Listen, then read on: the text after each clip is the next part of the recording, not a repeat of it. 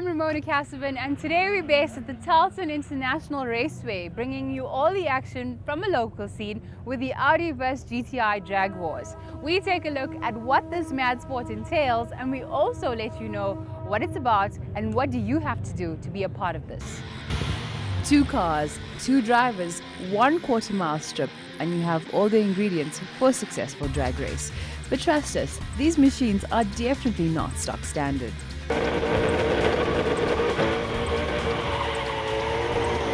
We're here with Niran, who drives a C63 AMG. Now he's going to tell us exactly what goes on under his bonnet. Niran? Well, the car's a 2008 Mercedes-Benz C63 AMG. I've so far done an exhaust conversion and software modification. Car makes about 300 kilowatts at the wheels in Johannesburg and about 530 newton meters of torque. Car today ran a best quarter mile time of 12.6 at a speed of 182 k's an hour. Hoping to get a little bit better before the day is over as things cool down, but quite happy with the day on a whole. Can you tell us why do you have ice packs on your engine? Is it really that hot? The whole idea of the ice pack is trying to cool your intake down a bit. Running in this sort of temperature, putting the kind of stress, you get very hot. Putting an ice pack sort of brings your temperature down quickly so you can line up for the next run quick enough. Another model that definitely didn't help cool our intakes down is a car that enjoys a cult-like following amongst petrol heads. A movie star and a PlayStation icon, this car is one of only 50 in the country. So we found one of the most talked about cars amongst our viewers, the Evo 9, and I was fortunate enough to catch up with Saul and Privy Moodley, the owner and the tuner, to ask them what exactly goes on behind the bonnet of this car. Well, this car's got a lot of work done to it. When we started off, it was making about 160 kilowatts on the wheels. We built the motor, we put on a bigger turbo, we've got a full exhaust on it, and I've tuned the software on it. It's now making 303 kilowatts on the wheels, and it's run the fastest time for a street car today, 12.0.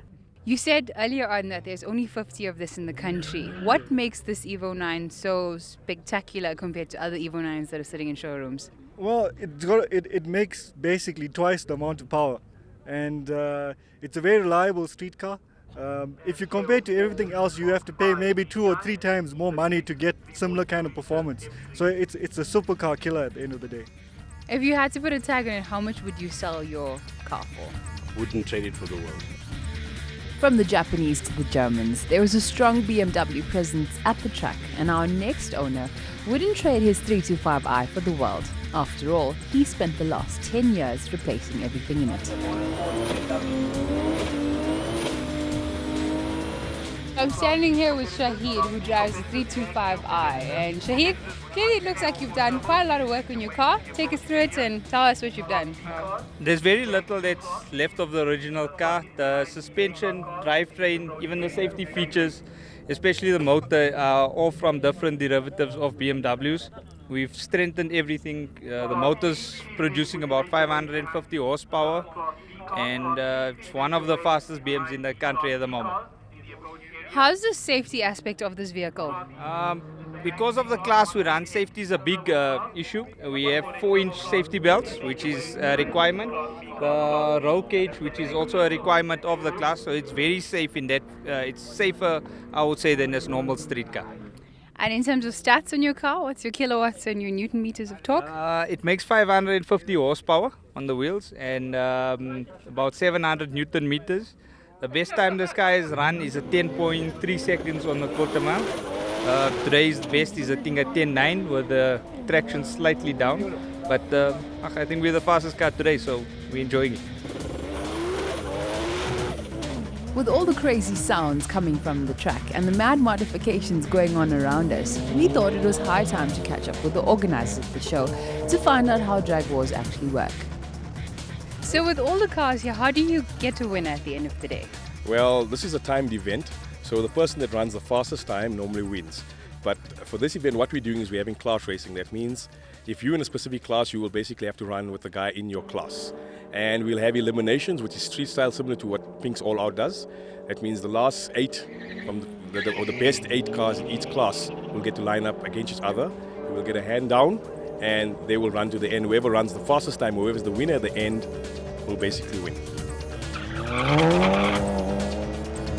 As the tyre squealing continues, we decided to hunt down a few more petrol heads. The first on our list, a couple ignition favorites of course, the Golf GTI and the Audi S3.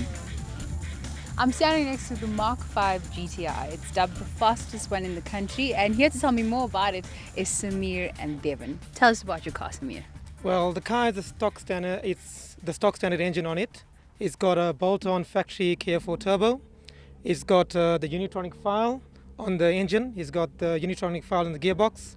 It's got a full experience exhaust built by us, and it's got an Evo MS and a few other tricks on it. So Devon, as the tuner, what do you think makes this car different from others? Well, we've exploited the limits with this car.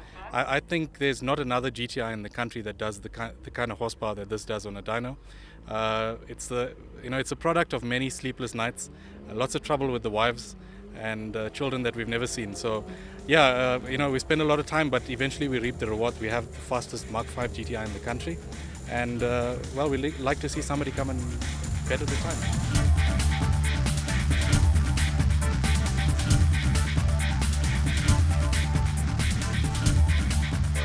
So for all those Audi fanatics out there, guess who I caught up with? Clement, who drives an S3, the fastest one in the country. Clement, tell us why you got involved in the sport and what's your passion behind it? Sure, that's quite a difficult one actually. I fell in love with petrol from the first time I could smell it, I guess. But yeah, I've always just been enthusiastic of anything with wheels and that goes. So it's a long road to go still, but a lot of fun, and it never ends. Have you always been an Audi fanatic? Pretty much VW brand, but yeah, Audi. And can you tell us the specs on your car? Around about 220 kilowatts on the wheels, about 440 newton meters of torque, just ran at 12.97. It's a Revo 2 Plus, so it's got downpipe, a custom intake that I built myself, and a high pressure fuel pump, and then a map software tuning from Revo.